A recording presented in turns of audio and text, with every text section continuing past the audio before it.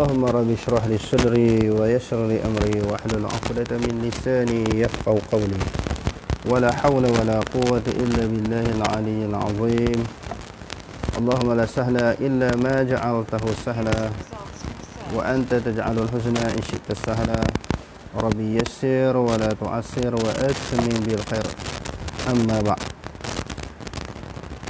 Ibadah yang seterusnya iaitu al-inabah. Inabah ni apa dia? Dia kata inabah ni al-inabatu ar-ruju'u, maknanya inabah maknanya kembali. Ar-ruju'u ila Allah Ta'ala, kembali kepada Allah. Setelah melakukan dosa maksiat lalu kembali kepada Allah, itu dipanggil inabah. Bil qiyami bi ta'atih, dengan melaksanakan ketaatan, wajtinabi ma'asiyatih, dan menjauhkan akan maksiat.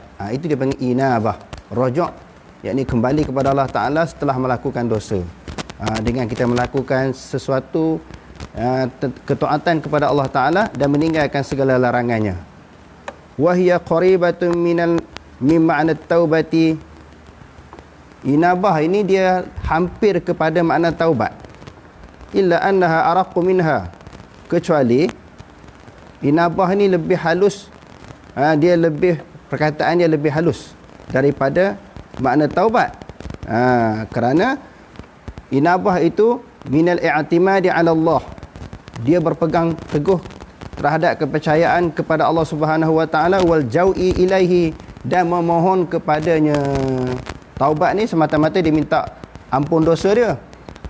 Yang ni dia berpegang teguh dengan keyakinan Allah Subhanahu wa taala menerima taubatnya dan memohon kepada Allah Subhanahu wa taala. Itu maknanya inabah. Wala takunu illa lillah. Dia tidak akan berlaku inabah ni melainkan kerana Allah Subhanahu wa taala.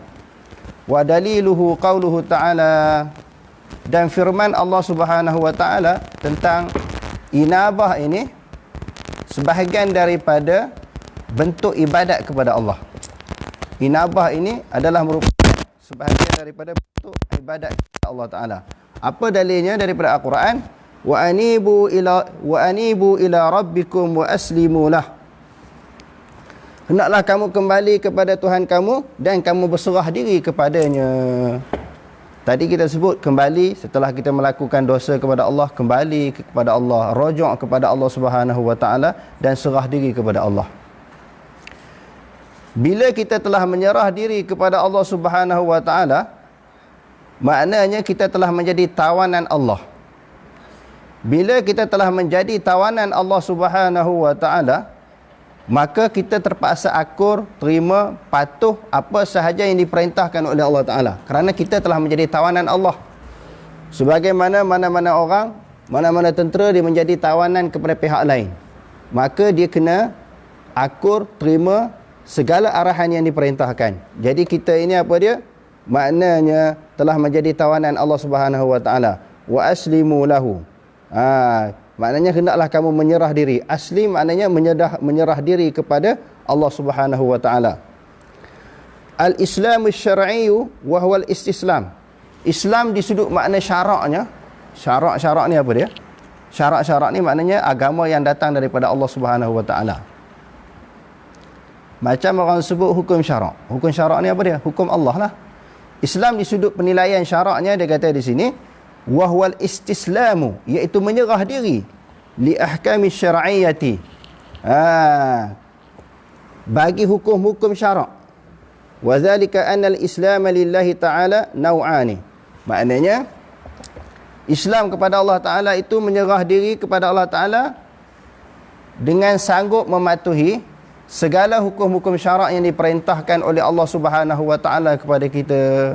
Apa sahaja yang Allah Ta'ala arahkan, perintahkan kepada kita, wajib kita ikut.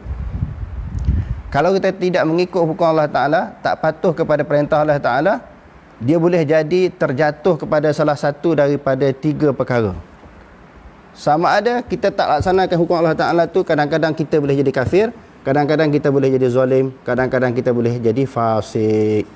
Kerana Allah Subhanahu wa taala sebut dalam Al-Quran, "Wa man lam yahkum bima anzalallah fa ulaika humul kafirun."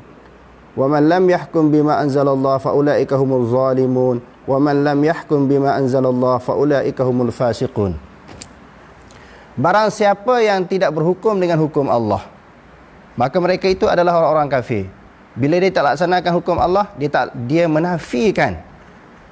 Dia menafikan hukum itu daripada Allah Ta'ala, ataupun dia mempersendakan hukum Allah Ta'ala. Dahlah dia tak buat, dia nafikan itu hukum, dan dia mempersendakan hukum Allah Subhanahu Wa Ta'ala, maka dia boleh jadi kafir. Dan zalim dan juga fasik di sini ulama mentafsirkan, dia tahu hukum Allah Subhanahu Wa Ta'ala itu diperintahkan kepada dia, dia tak buat itu kerana dia malas, bukan kerana melawan, bukan kerana menolak, bukan kerana menentang. Mungkin dia hawa nafsu dapat menguasai dia, ataupun syaitan dapat menguasai dia, sehingga dia tak terlaksana, tak terbuat hukum Allah Subhanahu Wa Ta'ala. Dia boleh jadi zalim dan juga fasik, maka tak boleh lari daripada 3 hukum. Jadi hukum syarak ini mesti dilaksanakan.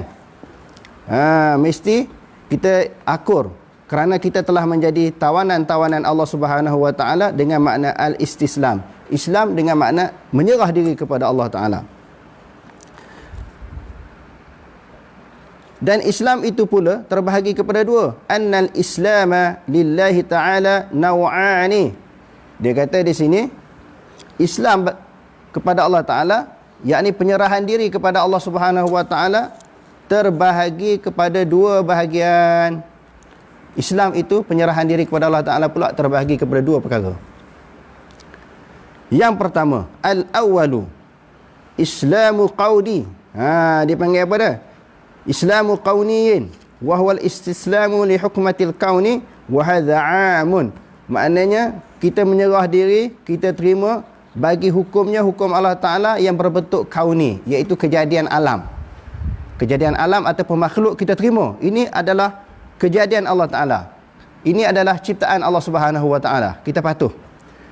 Dia kata Islam yang macam ini, wa hadha 'amun. Islam yang macam ini umum. Maknanya kepada orang beriman pun ada, kepada orang kafir pun ada. Orang Islam pun ada, kepada orang tak Islam pun ada. Keislaman di sudut mengaku Allah Ta'ala menjadikan alam. Dia kata likulli. Dia kata di sini, man fis samawati wal ardi min kafirin. Dia kata min mu'minin wa kafirin, sama ada daripada kalangan orang beriman ataupun orang kafir. Wa birrin wa fajirin, daripada orang jahat, orang baik dan juga orang jahat. Orang kafir ke, orang beriman ke, orang baik ke, orang jahat, diterima bahawa Allah Ta'ala menjadikan alam ini, Allah Ta'ala yang menguruskan alam ini. Itu dipanggil dia beriman di sudut tauhid rububiyah. Alhamdulillahi rabbil alamin. Segala puji bagi Allah, Tuhan sekalian alam. Maknanya kepercayaan di sudut ini, keislaman di sudut ini, ada kepada orang beriman, ada kepada orang tak beriman. Ada kepada orang yang baik, ada kepada orang yang jahat. La yumkinu li ahadin an yastakbira anhu. Tidak mungkin mana-mana orang daripada kalangan mereka, sama ada beriman ataupun tidak, mereka rasa besar diri, takabur. Dengan maksud mereka menafikan Allah Ta'ala menjadikan alam. Setelah Allah Subhanahu Wa Ta'ala menjadikan alam, Allah Ta'ala mengurus dan juga mentadbir alam. Di sudut keislaman yang macam ini, kepercayaan yang macam ini ada kepada semua orang, sama ada orang beriman ataupun tidak. Sebab itu Allah Ta'ala sebut dalam Al-Quran, wala in sa'altahum man khalaqas samawati wal ard la yaqulunna Allah. Wahai Muhammad, sekiranya kamu bertanya orang-orang kafir, penduduk Mekah itu, siapakah yang menjadikan langit dan bumi? Niscaya mereka menjawab, la yaqulunallah. Niscaya dengan pasti. Niscaya dengan pasti mereka menjawab Allah. Maknanya kepercayaan di sudut rububiyah ini ada kepada semua orang. Sebab itu dikata min mu'minin wa kafirin, sama ada daripada kalangan orang yang beriman ataupun orang kafir. Wa birrin wa fajirin, orang yang baik ataupun orang yang jahat. Wala yumkinu an yastakbira anhu. Tidak mungkin orang engkar, orang menafikan, orang takbur, orang besar diri daripada menerima Allah Subhanahu Wa Ta'ala menjadikan alam. Wa daliluhu qauluhu ta'ala, dalilnya adalah firman Allah Ta'ala. Kita tengok pengarang kitab kita ni dahsyat, hebat. Setiap benda untuk mengukuhkan dakwaan dan hujahnya pasti disertakan dengan dalil Al-Quran ataupun daripada hadis Nabi SAW. Sesuatu kenyataan, pendapat dan juga perkataan. Mana-mana pendapat, perkataan, hujah yang dikemukakan oleh mana-mana orang tidak ada nilai, tidak laku ataupun tidak berharga, melainkan ucapan, perkataan, pandangan itu disertakan dengan Quran dan juga hadis Nabi SAW. Kalau tidak fudul, maknanya sia-sia pendapat ataupun perkataan itu bila tidak dikaitkan dengan Quran dan hadis. Sebab itu Imam Malik menyebut kullu qaulin yu'khadhu wa yutraku illa qaulun nabi. Setiap perkataan itu boleh diterima dan boleh ditolak kecuali perkataan Nabi. Maknanya kita kena ingat, sesuatu ucapan yang nak kita supaya orang terima ucapan kita, orang pakai ucapan kita, maka perlu disertakan dengan dalil sama ada daripada Al-Quran dan juga daripada hadis Nabi SAW. Dia kata dalilnya apa dia? Walahu, dan baginya aslama, telah Islam. Baginya, bagi Allah, telah Islam. Telah Islam apa makna? Telah menyerah diri kepada Allah Subhanahu wa taala. Aslama man fis samawati wal ardi, dan baginya Allah telah Islam lah, maknanya telah menyerah dirilah sesuatu yang berada di langit dan di bumi. Maknanya sesuatu yang ada di langit dan di bumi, apa yang berada di langit, sama ada malaikatnya, sama ada kita kata yang berada di langit itu kita kata apa dia lagi, bintangnya, apa dia lagi, matahari dan sebagainya, semuanya tunduk dan patuh kepada Allah Subhanahu wa taala.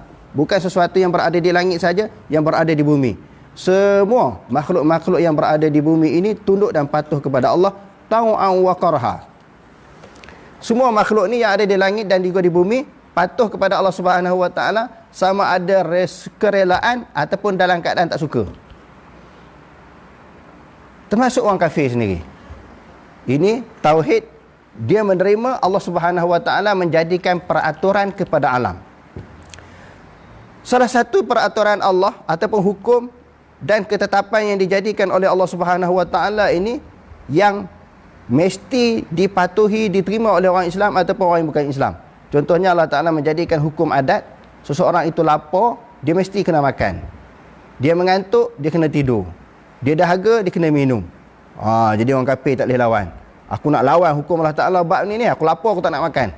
Dahaga tak nak minum. Mengantuk tak nak tidur. Bila penat tak nak rehat. Tak.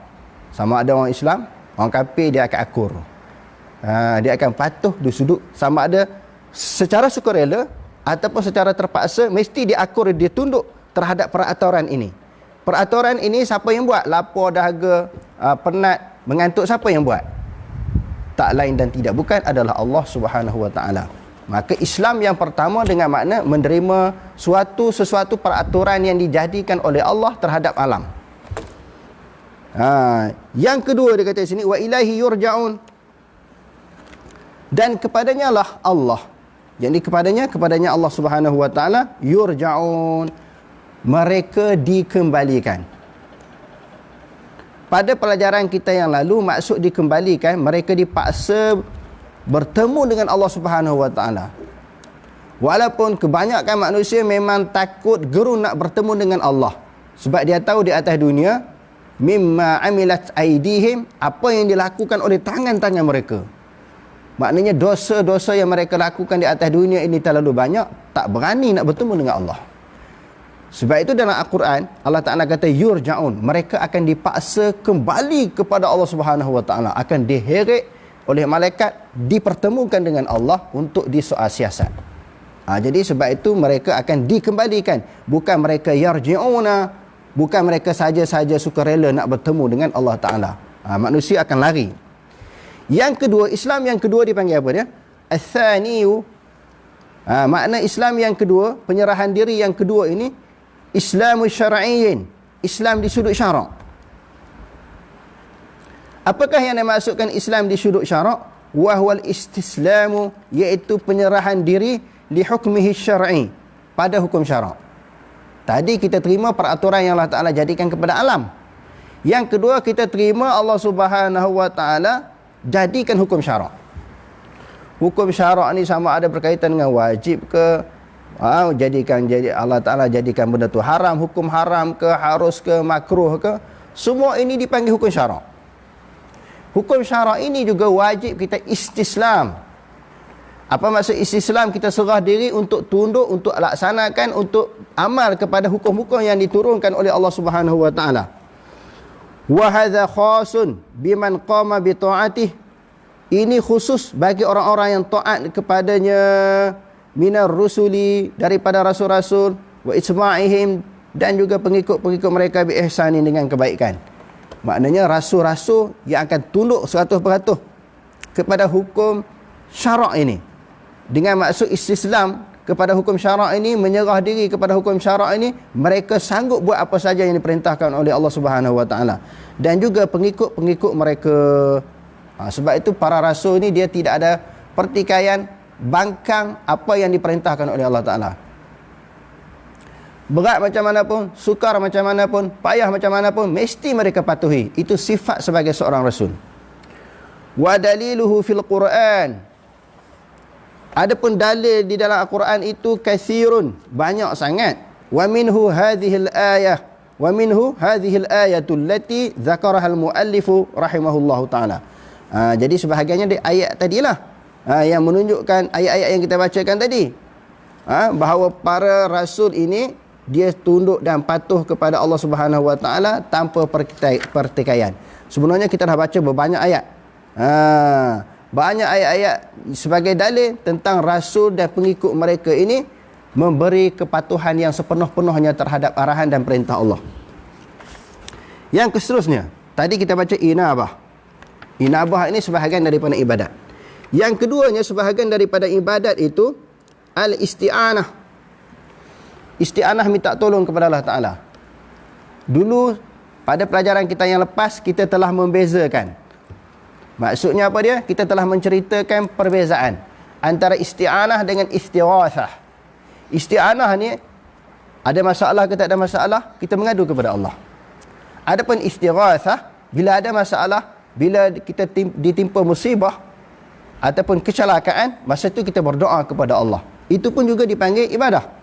Sama ada isti'anah ataupun istighatsah, kedua-dua ini adalah dikira di dalam agama, dinilai sebagai ibadah. Dalil isti'anah ini, iyyaka na'budu wa iyyaka nasta'in. Akan engkau kami sembah dan akan engkau kami sembah dan akan engkau kami minta pertolongan. Kita tengok dia kata akan engkau kami sembah dan akan engkau kami minta pertolongan. Maknanya penyembahan diri kepada Allah Subhanahu Wa Ta'ala itu adalah merupakan penyembahan diri secara mutlak. Apa maksud mutlak? Maknanya kita tidak melakukan penyembahan kepada Allah Ta'ala di dalam waktu yang sama kita menyembah Tuhan-Tuhan yang lain daripada Allah. Bila kita kata Allah Ta'ala layak disembah, Tuhan lain tak layak disembah. Tuhan, iaitu setiap benda yang disembah dipanggil Tuhan. Tetapi dia ada ilahul haq, yakni Allah Subhanahu Wa Ta'ala. Yang keduanya dipanggil ilahul batil, yakni Tuhan-Tuhan yang disembah oleh orang kafir. Itu ilahul batil. Al-awwalu al-isti'anatu billah, minta tolong kepada Allah Ta'ala, wahya, iaitu al-isti'anatu al-mutadamminatu li kamali dhulli minal abdi li rabbih, iaitu isti'anah, minta tolong merangkumi kesempurnaan kehinaan seseorang hamba kepada Tuhan.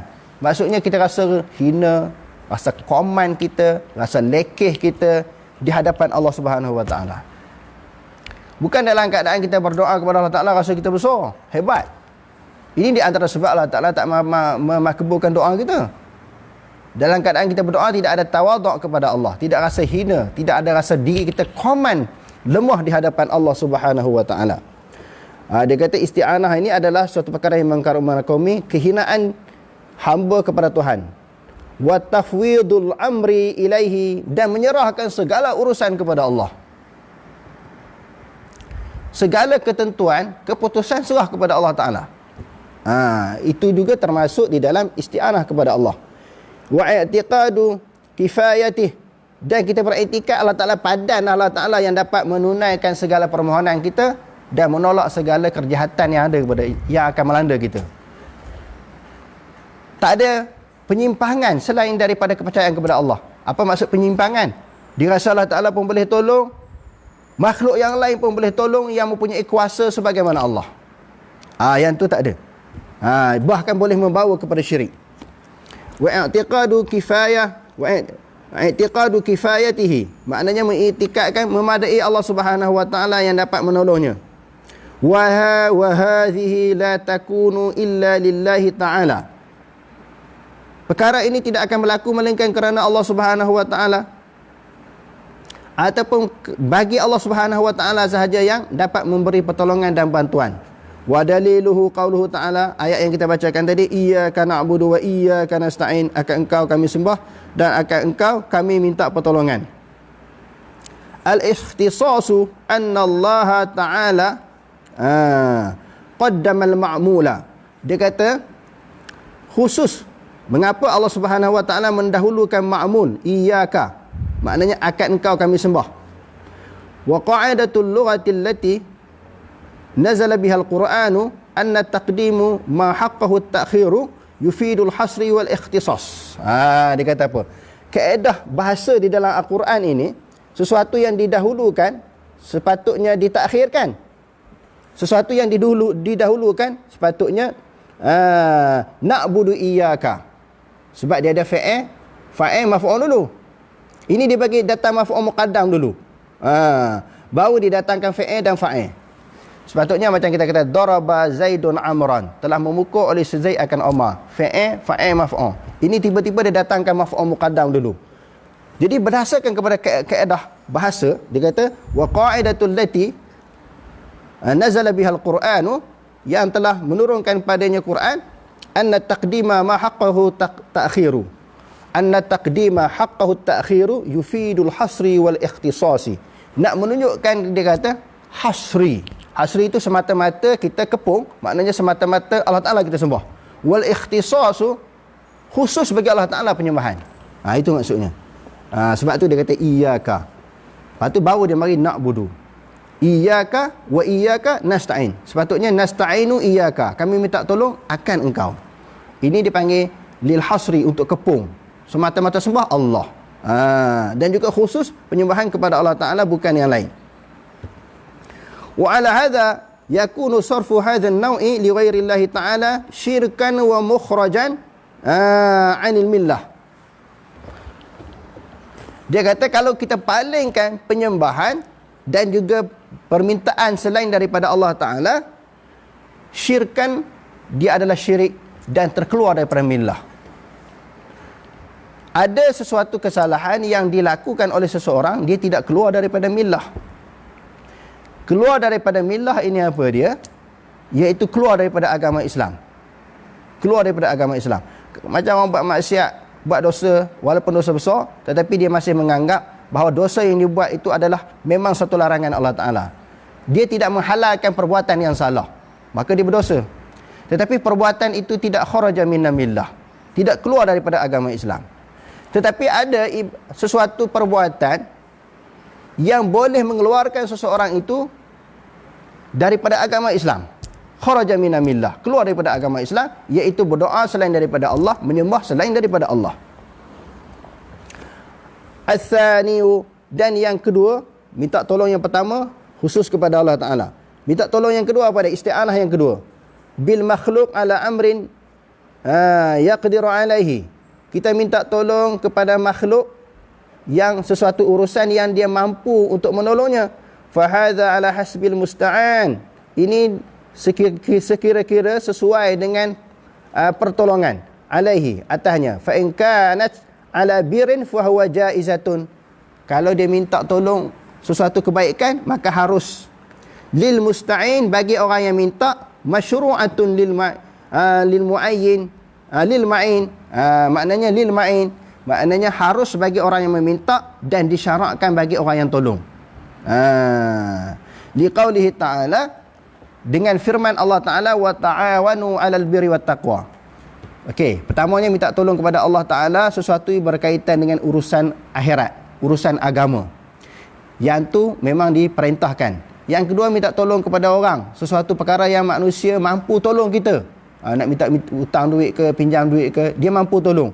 Benda itu harus bagi orang yang minta dan disyaratkan orang yang memberi itu memberi pertolongan. Sebab dalil Al-Quran apa dia? Wa ta'awanu 'alal birri wat taqwa. Menolonglah kamu di atas dasar kebaikan dan juga ketakwaan. Yang ni boleh kita minta tolong kepada orang.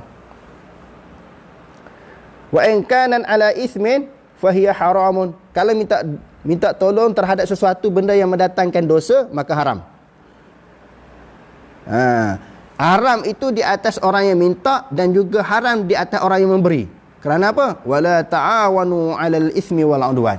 Minta tolong, macam mana nak buat jahat, nak mencuri, macam mana kaedah dia? Orang tu kata senang nak mencuri ni, aku tolong bagi tangga kat kamu, nak panjat rumah orang. Minta tolong pun berdosa, hak bagi pertolongan pun berdosa. Itu kalau minta tolong di atas dasar dosa dan juga permusuhan. Wal 'udwan maknanya permusuhan. Yang ketiga, yang seterusnya, wa in kanat 'alal mubahin fahiya jaizatun. Kalau sesuatu pertolongan yang berbentuk harus bagi orang yang minta tolong dan harus bagi orang yang menolong. Kerana apa? Kerana disebut dalam Al-Quran, wa ahsinu, buatlah baik oleh kamu. Innallaha yuhibbul muhsinin. Sesungguhnya Allah Subhanahu wa taala sangat-sangat suka kepada orang yang melakukan kebaikan. Okey, isti'anah yang ketiga. Minta tolong yang ketiga ini, bahagian yang ketiga ini, al-isti'anatu bi makhluqin hayyin hadirin ghairi qadirin fahadhihi laghwun. Dia kata di sini iaitu minta tolong kepada makhluk yang hadir dalam keadaan dia tak mampu. Ini sia-sia. Tolong kamu buat kepada aku sesuatu kerja ni yang dia sendiri pun tak mampu, ataupun tolong angkat suatu benda ni yang berat, dia sendiri pun tak mampu nak mengangkat benda yang berat. Ini minta tolong di sudut dikata lara, sia-sia, maka orang tu tak boleh nak tolong dia. Okey, dia kata mislu an yasta'ina bi syakhsin dha'ifin ala hamli syai'in thaqilin. Dia buat contoh di sini, sebagaimana kita minta seseorang supaya mengangkat sesuatu benda yang berat, dia sendiri pun tak mampu. Maknanya minta tolong yang macam ini, kategori dia minta tolong yang jenis larwun, adalah lara, sia-sia, tak dapat faedah. Yang seterusnya hadirin sekalian, ar-rabi'u, tadi kita sebut apa dia? Isti'anah. Yang seterusnya, dia kata minta tolong yang keduanya tadi. Yang keempat, bahagian yang keempat, minta tolong dia macam mana? Isti'anah bil amwat. Minta tolong kepada orang yang mati supaya tolong dia. Ada tak orang buat macam tu? Itu yang dia panggil kuburiyun. Apa dia kuburiyun? Penyembah-penyembah kubur. Berdoa minta kepada penghuni kubur, bukan berdoa di kubur. Berdoa di kubur harus, berdoa minta tolong kepada penghuni kubur, maknanya kepada orang yang mati. Ini yang dimaksudkan dari yang keempat ini, al-isti'anatu bil amwati mutlaqan au bil ahya'i ala amrin ghaibin. Ataupun minta tolong kepada orang yang hidup tetapi benda yang ghaib, benda yang dia tak mampu nak tolong. Dia pun tak ada di depan kita. Minta tolong, manusia tu duduk jauh daripada kita. Tok Syekh, Tok Guru, kita kata kan, orang yang soleh jauh daripada kita, bukan di depan kita. Dia pun tak dengar apa yang kita cakap. La yaqdiruna ala mubasharatihi, tidak mampu berhubung dengannya, sama ada orang mati ataupun orang yang duduk jauh yang tak mampu berhubung dengan kita. Fa hadza syirkun, ini adalah syirik. Li'annahu la yaqa'u illa min syakhsin ya'taqidu anna li haula'i tasarrufan khafiyan fil kaun. Sama ada minta tolong kepada orang yang mati ataupun orang yang jauh, menunjukkan ada di dalam i'tiqad dia, orang itu ada suatu benda yang tersembunyi yang dia mampu tolong kita. Maka dia ada suatu kuasa, ada power, sama ada orang yang mati ataupun orang yang hidup yang duduk jauh daripada kita, yang dia tak dengar apa permintaan kita. Maka ini membawa kepada syirik. Sebab kita menganggap dia ada suatu kuasa, ada kemampuan untuk menolong kita, dan dia dengar rayuan dan permintaan kita walaupun dia mati, walaupun dia duduk di jauh. Maka kita telah menganggap dia telah mengetahui perkara-perkara yang ghaib. Yang kelima, al-khamisu al-isti'anatu bil a'mal wal ahwal al-mahbubah ila Allah Ta'ala. Minta tolong dengan amalan-amalan, perbuatan-perbuatan, perkara-perkara yang dikasihi oleh Allah Ta'ala. Wa hadhihi masyru'atun, dan ini adalah disyarakkan. Bi amrillahi Ta'ala. Dengan perintah Allah Ta'ala, ista'inu bis sabri was salah. Minta tolonglah kamu dengan sabar dan sembahyang. Contohnya apa dia? Contohnya kita nak melakukan sesuatu perkara yang berkaitan dengan ibadat. Orang yang sakit tak boleh sembahyang dalam keadaan dia berdiri. Dia nak kena sembahyang duduk. Duduk pula dia tak boleh nak duduk sila. Dia tak boleh nak duduk macam biasa. Dia nak kena duduk atas kerusi. Jadi kita minta tolong orang, tolong ambil kerusi sat, aku nak sembahyang ni. Minta tolong yang macam itu diharuskan. Sebab ista'inu bis sabri was salah. Ataupun dia nak sembahyang ni, dia minta orang ambil sejadah untuk dia. Sebab tempat tu mungkin tidak selamat daripada kotor ataupun najis. Dia minta orang ambil sejadah jauh, dia nak berjalan jauh, tak mampu, mungkin dia sakit kaki. Maka minta tolong yang macam ni, hukum dia harus. Minta tolong yang sesuatu pertolongan yang orang mampu buat.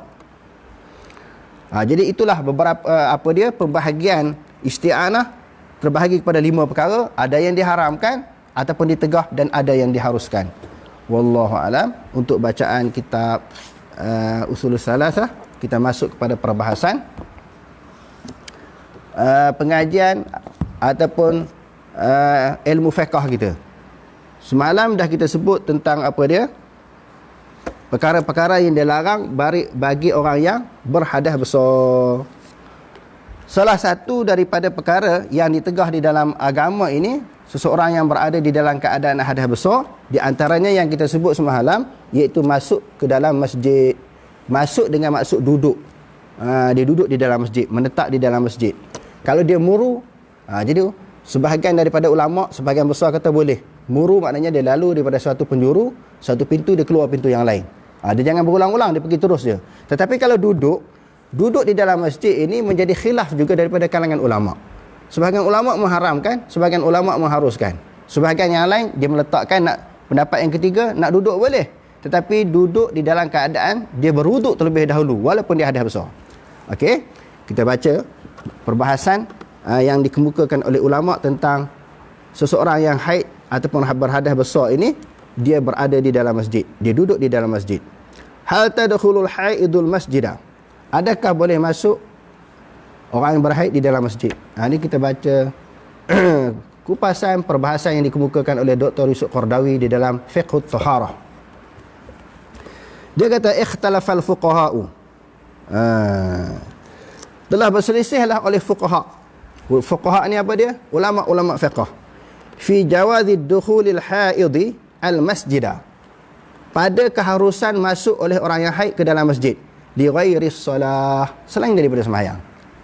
Kalau sembahyang orang haid dan hadas besar ni, sepakat ulama kata haram. Kalau sembahyang orang hadas besar tak boleh, sepakat ulama. Tetapi kalau masuk saja dalam masjid, apa hukum?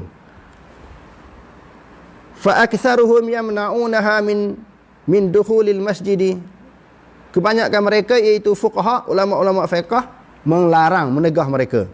Kama yamna'unal junuba illa abiras sabil. Illa abiras sabil. Dia kata sebagaimana mereka melarang orang yang berjunub berada di dalam masjid, begitu juga orang yang haid. Wa katsirum mimma sa'alatni al-ikhwatun muslimatun. Dan kebanyakannya dia kata orang muslimat, orang perempuan tanya aku, dia kata. Siapa kata di sini? Yakni Yusuf Qardawi kata, banyak orang perempuan tanya aku dalam isu, boleh tak orang perempuan yang haid duduk di dalam masjid? Yuridna syuhuda ba'dil muhadarati wad durusi fil masajid. Yang mereka berkehendak menghadiri ceramah-ceramah dan juga pelajaran kuliah-kuliah dalam masjid. Boleh tak mereka berada di dalam masjid dalam keadaan mereka haid?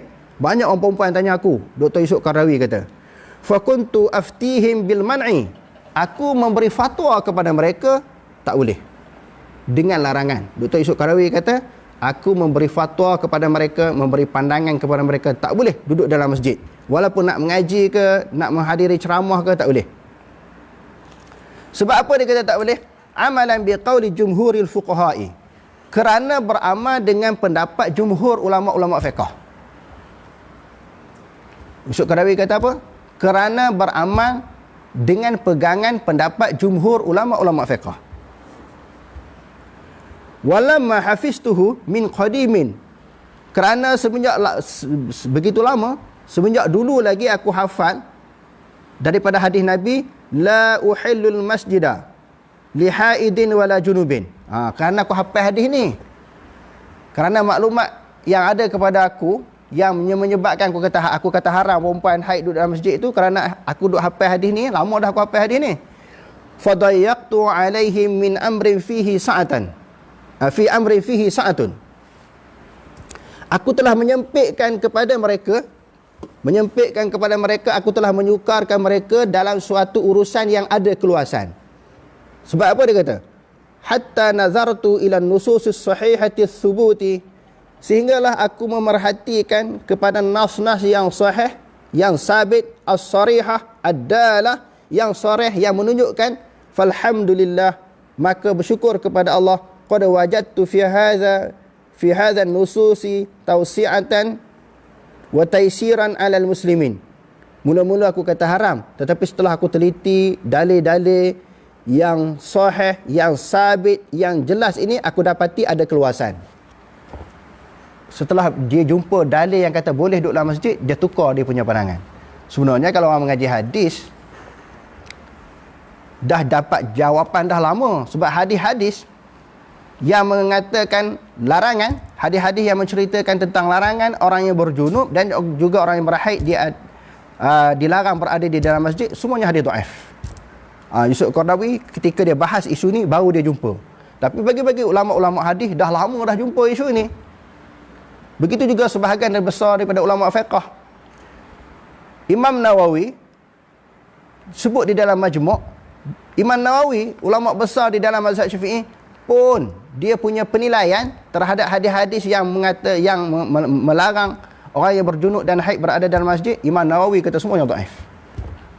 Imam Nawawi yang bermazhab Syafi'i, dia turut juga mengatakan dhaif. Hadirin boleh baca Majmu' Imam Nawawi tentang kedudukan di dalam perbahasan hukum, boleh tak orang yang berjunub dan haid duduk dalam masjid. Imam Nawawi kata mazhab kita tak boleh, yakni mazhab Syafi'i. Tetapi dalil-dalil yang dipegang Imam Nawawi kata semuanya dhaif. Dalil-dalil yang berdasarkan pada hadis, semua hadis itu Imam Nawawi kata dhaif. Jadi Yusuf Qaradawi kata apa? Setelah aku perhati balik, hujah-hujah itu sebenarnya ada keluasan. Kalau dia tengok ada keluasan itu sebab dia ambil dalil daripada pandangan ulama lain. Qala Ibnu Hazm fi Muhalla. Dia memetik pendapat Ibnu Hazm di dalam Muhalla. Wa jaizun lil haidi wan nufasa'i an yadkhula al masjida. Ibnu Hazm kata harus bagi orang yang haid dan juga nifas dia masuk ke dalam masjid. Wa kadzalikal junubu. Begitu juga orang yang berjunub. Li'annahu lam ya'ti nahyun an syai'in min dhalik, kerana tidak ada dalil sesuatu pun yang berkaitan dengan masalah tadi. Daripada berkaitan dengan perkara yang tersebut itu tidak ada dalil, kata Ibnu Hazm. Bukan Ibnu Hazm tak jumpa dalil, ada dalil. Ada dalil daripada hadis, tetapi hadis itu tidak kuat. Kadang-kadang orang ambil juga daripada hadis Nabi kan. Orang ambil dalil daripada Al-Quran. La taqrabus salata wa antum sukara, atau ayat itu apa dia? Ya ayyuhallazina amanu tu. Ayat di dalam surah An-Nisa. Illa junubun wa abiris sabil tu. Apa Ustaz? Ya ayyuhallazina amanu. Ya ayyuhallazina amanu la taqrabus salata wa antum sukara hatta ta'lamu ma taqulun wala junubun illa abiris sabilin hatta taghtasilu. Kebetulan di depan ni ada Ustaz Hafiz, jadi saya boleh rujuk kat dia lah. Ayat yang saya baca ni betul ke tak betul? Untung banyak orang hafiz Quran ni. Jadi maknanya la taqrabus salata. Saya nak ambil poin di situ. Jangan kamu menghampiri semayang. Ayat tu kata jangan kamu semayang. Bukan saja orang yang mabuk, termasuklah orang yang berhadas besar, jangan semayang. Jadi maknanya orang yang mabuk pun tak boleh semayang, orang yang hadas besar pun tak boleh semayang, kerana ada ayat di hujungnya illa abidi sabilin, kecuali lalu ke dalam masjid. Cuma sebahagian daripada ulama, termasuklah ulama mazhab Syafi'i, kata la taqrabus solah, yakni la taqrabu mawadhi'as salati. Jangan kamu menghampiri tempat sembahyang. Jadi tempat sembahyang apa dia? Masjid lah. Itu sebahagian ulama tafsir lagu tu. Ayat ini menjadi dalil, kata orang yang hadas besar, haid nifas tak boleh duduk dalam masjid. Ayat ni ayat ini juga boleh lagi dibahaskan. Dia bukan merupakan ayat yang pasti, yang soreh, yang jelas, yang masih muhtamal. Masih ada andaian yang boleh dibahaskan lagi. Sebagian ulama kata yang tak bolehnya sembahyang. Sebagian ulama kata apa dia yang dimaksudkan di dalam ayat itu, la taqrabus solata, bukan tak boleh sembahyang, tak boleh hampir tempat sembahyang. Maknanya ayat itu juga yang berbentuk dalil, yang berbentuk zon. Okey, itu ayat Quran yang dijadikan dalil tak boleh masuk ke dalam masjid. Sebenarnya dia kata bukan tak boleh masuk dalam masjid. Ayat tu kata la taqrabus solah, bukan mawadhi'as solah. Mawadhi'as solah itu takdir sahaja, takdir di dalam bahasa Arab. Yang ayat itu terang-terang kata tak boleh sembahyang. Bukan kata orang yang berhadas besar tak boleh duduk dalam masjid, ataupun orang haid duduk dalam masjid. Dalil itu ihtimal, maknanya tak apa kuat. Kalau daripada hadis Nabi, tak ada hadis yang sahih. Jadi Yusuf Qaradawi kata diambil daripada pendapat Ibnu Hazm ni tadi, maka Ibnu Hazm kata harus orang yang berhaid dan juga nifas duduk di dalam masjid, li'annahu lam ya'ti nahyun an syai'in min dhalik, kerana tidak ada larangan, tegahan daripada yang demikian itu. Wa qad qala Rasulullah sallallahu alaihi wasallam, kerana Ibnu Hazm bawa mari dalil, sesungguhnya Rasulullah sallallahu alaihi wasallam bersabda, innal mu'mina la yanjus, orang yang beriman dia tidak najis. Bila tidak najis boleh masuk dalam masjid dan boleh duduk dalam masjid. Itu Ibnu Hazm kata lagu tu. Okey, apakah dalil lagi yang diambil oleh Ibnu Hazm yang kata orang yang haid, nifas dan juga orang yang berjunub boleh duduk dalam masjid? Dia kata wa qad kana ahlus sufati wa qad kana ahlus sufati yabituna fil masjidi bi hadrati Rasulillah sallallahu alaihi wasallam. Kerana ahlus sufah mereka tidur di masjid Nabi, berhadapan dengan Nabi, di sisi Nabi. Ahlus sufah yang lebih kurang bilangan mereka 80 orang kan. Yang Allah Ta'ala sebut gambarannya di dalam Al-Quran, ayat yang kita selalu baca itu.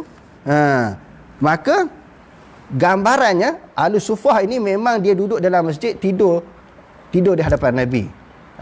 Yang tidur di hadapan Nabi maknanya tidur di dalam keadaan Nabi mengetahui, menyadari mereka berada di dalam masjid.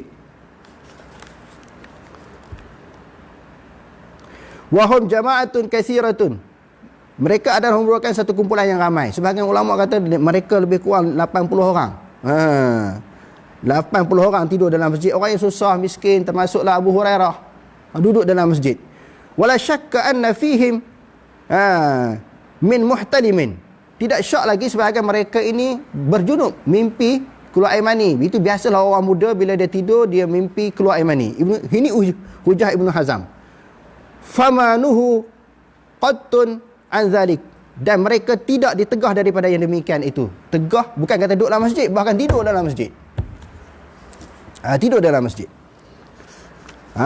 Juga selain daripada hujah-hujah yang dikemukakan tadi, kama istadallah Ibnu Hazmin bima rawahul Bukhari. Begitu juga Ibnu Hazm berdalilkan dengan hadis yang diriwayatkan oleh Imam Bukhari min hadisi Aisyah, ummul mukminin, daripada hadis Aisyah yang merupakan ummul mukminin, anna walidatas sauda kanat li hayyin minal arab. Ibnu Hazm ambil dalil daripada hadis Bukhari, seorang perempuan hitam daripada kumpulan Bani Hayyin daripada kabilah Arab, fa'ataquha, mereka memerdekakan perempuan ini. Setelah dia dimerdekakan, faja'at ila Rasulillah sallallahu alaihi wasallam fa aslamat. Lalu setelah dia dimerdekakan, dia pergi bertemu dengan Rasulullah, lalu dia masuk Islam. Fakana laha khiba'un fil masjid aw hafshin. Dia kata fakana laha khiba'un fil masjid aw hafshun, kerana baginya adalah, bagi perempuan ini tadi, khemah di dalam masjid. Buat khemah dalam masjid, buat satu ruang yang kecil, dia tidur dalam masjid, seorang perempuan ni tadi. Bila dia duduk di dalam masjid, qala Abu Muhammad Ibnu Hazmin, dia kata Abu Muhammad Ibnu Hazm dia kata, bila orang perempuan itu duduk dalam masjid, tidur dalam masjid beberapa hari, fa hazihi imra'atun sakinatun fil masjidin Nabi sallallahu alaihi wasallam, ini adalah perempuan yang duduk mendiami masjid Nabi SAW ataupun menetap di dalam masjid Nabi. Wal ma'hudu minan nisa'il al-haidu. Menjadi adat biasa orang perempuan ni haid. Dia duduk tidur dalam masjid, bukan duduk sebentar-sebentar, berhari-hari, berbulan-bulan duduk dalam masjid. Jadi Ibnu Hazm punya hujah, biasa orang perempuan ni datang bulan lah. Bulan-bulan, setiap bulan dia datang haid. Dibenarkan duduk dalam masjid, Rasulullah tak larang dia. Fama mana'aha alaihi salamu min dhalik. Maka tidak dilarang oleh Rasulullah daripada demikian itu. Wa kullu man lam yanhahu alaihi salamu famubahun. Sesuatu benda yang tak dilarang oleh Nabi SAW adalah suatu yang mubah, benda yang harus. Tengok berapa banyak hujah-hujah yang dikemukakan oleh Ibnu Hazm yang mengatakan orang yang berjunub dan juga haid boleh berada dalam masjid. Lalu dia menyambung lagi, qala walau kana dukhulul masjid la yajuzu lil haidi. Kalau sekiranya orang yang haid tak boleh duduk dalam masjid, tak boleh masuk dalam masjid, la khabara bidzalika alaihi salam Aisyah nishtaya Rasulullah la akhbara bidzalika alaihi salam Aisyah. Nishtaya Rasulullah bagi tahu kepada Aisyah tak boleh duduk dalam masjid. Kan ada satu hadis yang masyhur kan? Bila Rasulullah Aisyah ini tengah sedang melakukan ibadat haji, ketika itu Rasulullah dia didatangi haid. Rasulullah kata if'ali kama yaf'alul hajj illa an tatufi bil bait. Bila Aisyah datang haid, Rasulullah kata buat apa sahaja yang dilakukan oleh orang yang melakukan haji melainkan tawaf di Baitullah. Hadis ini Rasulullah larang Aisyah hanya tawaf. Duduk dalam masjid Rasulullah tak larang. Dan biasanya dibahaskan oleh Ibnu Hazm juga, orang yang pergi menunaikan haji dia baca Quran, dia sentuh Quran, biasalah orang menunaikan haji. Lalu dia kata buat sebagaimana yang dilakukan oleh jemaah haji yang lain. Cuma yang kamu tak boleh buat tawaf saja. Baca Quran tak dilarang, duduk dalam masjid tak dilarang. Ini sebahagian hujah-hujah yang dikemukakan oleh ulama yang kata harus orang perempuan yang haid ataupun seseorang yang berhadas besar berada dalam masjid. Ala kulli hal, terpulang kepada antum dan anda semua nak pegang pendapat yang macam mana. Pendapat yang pertama kata haram, pendapat yang kedua kata harus, pendapat yang ketiga kata nak duduk dalam masjid bagi orang yang hadas besar kena ambil semayang dulu. Lepas ambil semayang boleh duduk dalam masjid. Terpulang nak pegang kepada mana-mana pendapat yang tiga yang diketengahkan tadi. Wallahu alam, aqulu qali hadza wastaghfirullahal azim li wa lakum. Wassalamu alaikum warahmatullahi taala wabarakatuh.